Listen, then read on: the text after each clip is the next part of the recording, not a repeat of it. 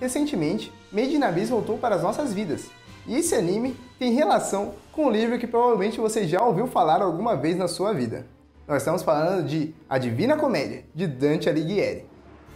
Quais são as semelhanças entre esse anime e esse livro que são tão bons? No vídeo de hoje, você vai descobrir, porque nós preparamos 10 semelhanças entre Made in Abyss e A Divina Comédia. Então bora lá!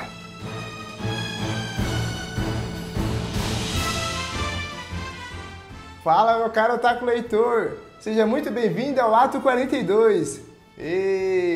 Eu sou Gustavo Nunes, pode me chamar de Gustavo, de Nunes, alguns animes me chamam de Naruto também. Mas enfim, o que seria a Divina Comédia, resumidamente? Ela é a jornada de um homem chamado Dante. Dante, sim, o autor do livro. É ele quem está fazendo essa jornada. E ele se perdeu em uma selva escura e precisa de ajuda. A meio caminhar de nossa vida, fui me encontrar em uma selva escura. E Beatriz, a musa inspiradora de Dante, pede para Virgílio guiar o nosso herói ao caminho do inferno, que depois se estenderá ao purgatório e, por fim, chegará ao paraíso. E é isso que basicamente acontece. E esse é basicamente o resumo para quem não conhece Made in Abyss também. São duas crianças descendo um abismo porque Rico, a protagonista, está indo atrás de sua mãe. E é isso que basicamente acontece. Se você quiser saber mais sobre essa obra, fique conosco até o final desse vídeo, pois agora mostraremos 10 semelhanças entre Made in Abyss e A Divina Comédia. E no ato 2, nós explicaremos tanto o livro quanto o anime, que são duas obras maravilhosas. Ficou curioso? Então bora lá! A primeira semelhança de todas, e também a mais importante, é que ambas as obras possuem um abismo. Pronto, acabou. Ficamos por aí. Um forte abraço e até a próxima. Isso mesmo, assim como Virgílio é um guia para Dante, o Rego é um guia para Rico. Tão triste fez minha fera que não há aplacá-la. E pouco a pouco, para trás impelido, eu regredia para lá onde o sol cala. Quando eu já para o vale descaído tombava, à minha frente um vulto incerto, que por longo silêncio emudecido parecia, e rompeu no grão deserto. Tem piedade de mim, gritei então. Ainda, assim como na Divina Comédia, o Rego já se torna o guia da Rico antes mesmo deles entrarem no abismo. Quando a Rico recebe a carta de sua mãe, Jiru, o professor deles, encarrega o Rego de tomar conta da Rico, de ir junto com ela ver essa carta para cuidar dela. E ele também ajuda ela em vários outros momentos. E outra característica muito marcante, que será o nosso segundo ponto em comum, é que o Akihito Tsukushi, o mangaka que criou Made in Abyss, meio que inverte as personalidades da Rico e do Rego em relação às personalidades de Dante e Virgílio. Virgílio ele tem a certeza da jornada, enquanto Dante ele fica sempre na dúvida. E em Made in Abyss acontece o oposto. A Rico está sempre determinada, enquanto é o Rego o guia que fica pensando se ele vai ou não ao abismo. Porém, mesmo com essa oscilação, é o Rego que tem que cuidar da Rico. É ele que tem o papel de protegê-la. No livro, Beatriz disse para Virgílio cuidar de Dante. E em Made in Abyss, parece que a todo momento alguém pede para o Rego cuidar da Rico. Primeiro o professor deles, Jiru, e depois o Apito Negro, o Rabo. E a própria Rico reconhece isso. Ela reconhece a sua fragilidade, apesar de ser uma menina muito forte, e ela sabe que precisa de ajuda. No episódio 6, quando a Rico está fugindo de um monstro no acampamento de busca, ela vai correndo para a cama do Rego. Ela vai lá buscar proteção. Ele é o protetor dela. E ela sabe que sem ele não aguentaria a jornada. E a nossa terceira semelhança se encontra logo antes da entrada para o submundo, pois o portão para entrar no abismo está muito bem guardado. Na Divina Comédia, nós temos 3 feras guardando a entrada do inferno. Nós temos uma onça, um leão e uma loba. Em Made in Abyss, nós teremos simplesmente os guardas protegendo a entrada. E então, em ambas as obras, eles devem desviar o seu caminho para seguir a sua jornada. Mas vê essa besta que me fez volver. Dá-me, meu sábio, socorro e coragem, contra ela que meus pulsos faz tremer. A ti convém seguir outra viagem. Tomou-me ele ao me ver lacrimejando, para escapar deste lugar selvagem. Então, logo no começo, eles já devem desviar a rota. E o que antes seria uma passagem bacana, bem cuidada, agora se torna um lugar completamente sombrio, representado pelo Distrito do Cais. Esse é um lugar fundado pelas pessoas que estavam invadindo as cavernas ilegalmente. E esse cais é um ambiente bem escuro, assim como a rota que o Dante estava seguindo na selva. A meio caminhar de nossa vida, fui me encontrar em uma selva escura. Indo para o quarto ponto comum, nós temos o acampamento de busca, que está na segunda camada do abismo. E ele é como se fosse uma representação do limbo do inferno de Dante. E o que seria o limbo? O limbo é o local para o qual vão as pessoas que não conheceram Cristo. Elas praticaram o bem, mas elas não têm o batismo. E quem é que está nesse limbo? Basicamente, são todas as pessoas que estão nesse quadro aqui, que se chama a Escola de Atenas. E essas são todas pessoas muito famosas ao longo da história, filósofos e vários outros tipos de pensadores. E no limbo, apesar de estarem no inferno, as pessoas não sofrem, elas ficam lá de boa vivendo a vida. Ou a morte, né? Já morre. O sofrimento delas é apenas ficarem afastadas de Deus. E o acampamento de busca também é um lugar que várias pessoas famosas podem ficar sem perigo algum. Todos os exploradores de caverna praticamente passam por lá. Então é tipo um ponto de encontro das grandes personalidades. Todo mundo passa por lá e pode se tranquilizar. A quinta semelhança, e talvez a mais importante, é que assim como Dante tem a sua musa inspiradora Beatriz, Arico ela também tem a sua musa inspiradora, que é a sua mãe, a Lysa, a aniquiladora. Ela é uma referência, é um modelo de vida para Arico. É uma pessoa que deve ser alcançada. E em Made in Abyss, a Lysa está no fundo do abismo. Na Divina Comédia, a Beatriz estará esperando eles no purgatório. A sexta relação é que na segunda camada das duas obras tem uma forte ventania. Em Made in Abyss, isso ocorre na Floresta Invertida. Na Divina Comédia, essa é a punição dos luxuriosos, aqueles que foram muito safadinhos durante a vida. E eles ficavam presos em uma forte ventania, em uma espécie de redemoinho. Mas lógico, né? Você tá dentro de um furacão, você tá sofrendo pra caramba ali, né? Como estorninhos, um tipo de pássaro, que na estação fria suas asas vão levando, em chusma plena, a que as almas carrega a ventania, e a revolver para cá e para lá as condena. A sétima relação é que eles estão sempre sendo ajudados, tanto Rigo e Arico, quanto Dante e o Virgílio. A Virgem Maria, que está no céu, vê que o Dante saiu do caminho correto de sua vida, e quer de todo jeito que ele seja salvo. E aí o caminho fica grande, porque fica uma ligação sem fio muito longa, porque Maria vai lá e fala com Santa Luzia, a santa protetora dos olhos, ou seja, quem é responsável por fazer Dante conseguir voltar a ver o caminho correto. E Santa Luzia fala com Beatriz, a amada de Dante, para que ela o ajude. E Beatriz, por sua vez, pede para Virgílio ir lá e ajudar Dante. Então é um telefone sem fio bem grande, com muita gente querendo ajudá-lo. Mulher gentil há no céu que se inquieta. E essa mulher é a Virgem Maria. Com um transe a hora estou te remetendo, que mais severo julgamento veta. Ou seja, a Maria ficou inquieta, ela não conseguia parar de pensar na alma de Dante. A alma dele estava se perdendo, então ela vai falar com Santa Luzia. Ela, Luzia, então pediu dizendo: teu fiel, de ti precisa e a ti recomendo. O Dante era devoto de Santa Luzia. Então Maria fala: ô Luzia, você tá de sacanagem? Não vai ajudar o Dante não? Aí Luzia toma um choque de realidade, vai lá e se mexe. Então Luzia vai e procura Beatriz e desconta o berro que tomou lá de Maria. Ela vai lá e dá uma carcada em Beatriz. Pô, o cara gostava tanto de você e agora você não vai ajudar ele? É você quem tá de sacanagem, não eu. Beatriz, glória de Deus, disse ela. Salvar quem mais te amou não vais na desventura? Que tu elevaste da turba vulgar? Em Made in Abyss acontece de forma muito parecida. Nós temos a Lysa que manda o Reigo cuidar da Rico.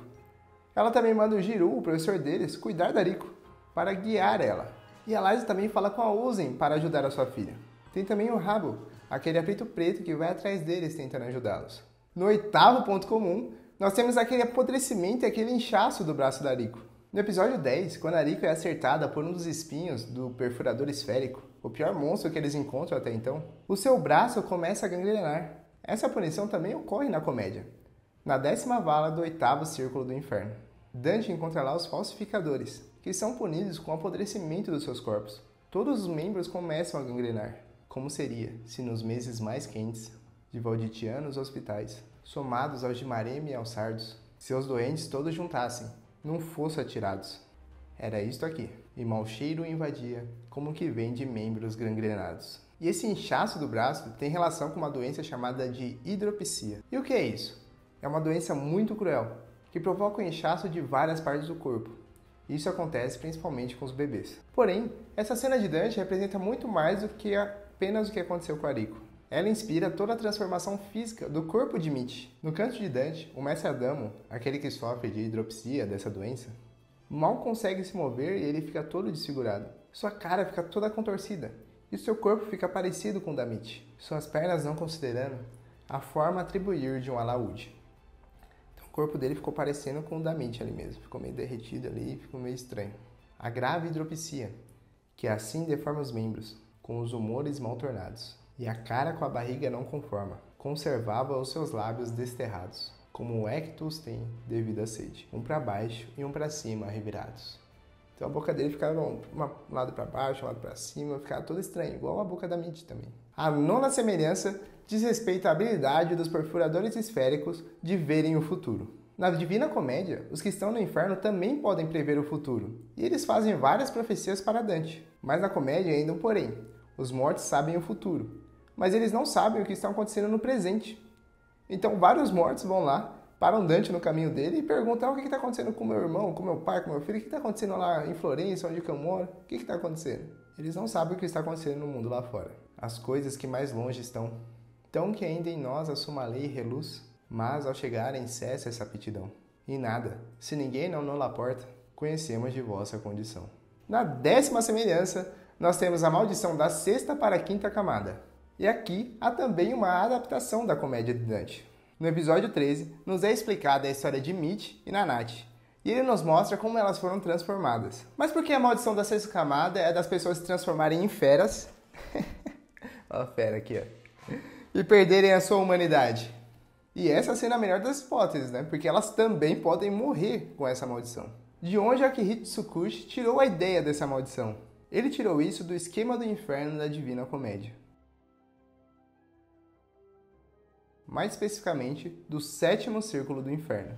E esse 7º círculo foi denominado por Dante como o círculo da bestialidade. E por que isso? Isso acontece porque a partir desse círculo, quem está nele tinha o completo uso da razão quando decidiu pecar. Aqui as pessoas estavam conscientes, mas mesmo assim, elas resolveram se submeter aos instintos em vez de usar de fato o que era correto. Quando alguém se submete aos instintos, portanto, ela deixa de ser uma pessoa de fato. E ela passa a ser igual a um animal. É nesse círculo que estão o Minotauro, os Centauros e as Harpias, por exemplo. Com essa maldição, sua personalidade e o intelecto desaparecem. E de fato, quem chega no nível da bestialidade perde a sua humanidade e se torna um animal. E é por isso que a Nanate, ela se torna uma coelhinha. E esse círculo do inferno é diferente dos outros círculos, porque a partir daqui as maldições ficam piores. Não já bastava no inferno as pessoas ficarem sofrendo com as picadas de vários bichos, ficarem numa ventania, ficarem enrolando as bolas gigantes, se batendo um contra o outro, se mordendo, se arrebentando. A partir daqui começa a piorar tudo isso. E é o caso que acontece com as maldições de Made in Abyss também. A partir do 6º círculo, as pessoas podem morrer. E a 11ª semelhança... 11ª? Sim, porque 10 semelhanças foram muito poucas.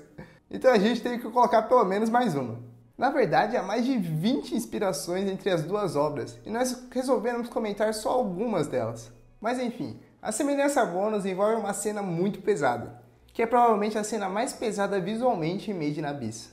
E ela tem relação com o 3º rio do inferno, o Flegetonte, o rio fervente de sangue. Esse rio aparece pela primeira vez no primeiro giro do 7º círculo do inferno. Só que esse rio não aparece explicitamente em Made in Abyss. Quando eles chegam na 4ª camada no episódio 10, o lago é quente, assim como o rio de sangue na Divina Comédia. E quando Ariko tomou uma espinhada daquele monstrão na mão, eles tiveram que subir uma altura muito grande. E isso acabou iniciando a maldição da 4ª camada, que consiste no sangramento por todos os orifícios do corpo. E a união desses dois fatores, do calor muito grande e do sangue, deixa explícita a referência a esse rio do inferno, esse rio de sangue. Rio do inferno, rio maldito. Aliás, falando em rio, entra em cena agora o nosso Ato Teoria. Na Divina Comédia, nós temos 4 rios que permeiam o inferno. São eles o Aqueronte, o Estige, o Flegetonte e o Cocyto. E em Made in Abyss, nós, por enquanto, temos as referências a 3 tipos de rios ou lagos, algo que se assemelhem a esses rios. Nós temos um rio na 2ª camada, nós temos um rio na 4ª camada, e a 5ª camada inteira é um mar. Assim, nós temos 3 espécies de rios na obra até então. E aí eu te pergunto, será que não haveria um 4º rio em Made in Abyss? E será que ele não seria congelado, representando o rio Cocyto? Mais ainda, será que não existiriam mais 2 camadas, além das 7 camadas conhecidas até agora? Mas Gustavo, o número 7 é um número simbólico. Ele já representa a perfeição divina. Sim, ele é o número da perfeição e tudo mais. Porém, será que não poderia haver uma relação com esses 9 círculos dantescos? Além disso, será que lá nesse rio congelado não existiria um ser gigante, com 6 asas e 3 cabeças, com cada cabeça devorando uma pessoa, um explorador de caverna, que na Divina Comédia seria um pecador? E será que esse ser gigante não seria a representação de Lúcifer? E por fim, será que não existiria ainda um outro caminho para que as pessoas saiam do abismo? Porque nos foi falado que quem vai muito fundo não consegue mais voltar. Porém, será que não haveria uma outra saída? Assim como Dante e Virgílio saem do inferno e têm que subir as montanhas do purgatório, será que no final do abismo de Mendinabis não existiria um acesso para uma montanha que levaria todos os exploradores para o paraíso? Assim como Dante e Virgílio saem do inferno e sobem as montanhas do purgatório, será que os exploradores de caverna não teriam um acesso no final das últimas camadas para uma montanha, para então eles chegarem no paraíso? Fica aí o questionamento. Enfim, essa lista foi bem grande, mas ainda não está completa, porque igual a gente falou, tem muitas outras semelhanças. E nós vamos postar essas semelhanças lá no TikTok e lá no nosso Instagram, @ato42. Então siga a gente lá, porque nós estamos respondendo as caixinhas de perguntas todos os dias. Nós falamos com vocês diretamente pelo direct. E também se inscreva no nosso canal, dê seu like e compartilhe esse vídeo. E ainda, nós postaremos outros vídeos de Made in Abyss. Você gostaria de entender completamente o que é esse abismo? Onde surge a esperança? Qual o significado simbólico das relíquias? Nós podemos fazer um vídeo falando de tudo isso, olha só. Então agora sim, fique conosco até o final desse vídeo. Até o final desse vídeo. Então fique conosco, até o próximo vídeo, fique com Deus e um grande abraço. Assim se fecham as cortinas de mais um ato. Tchau!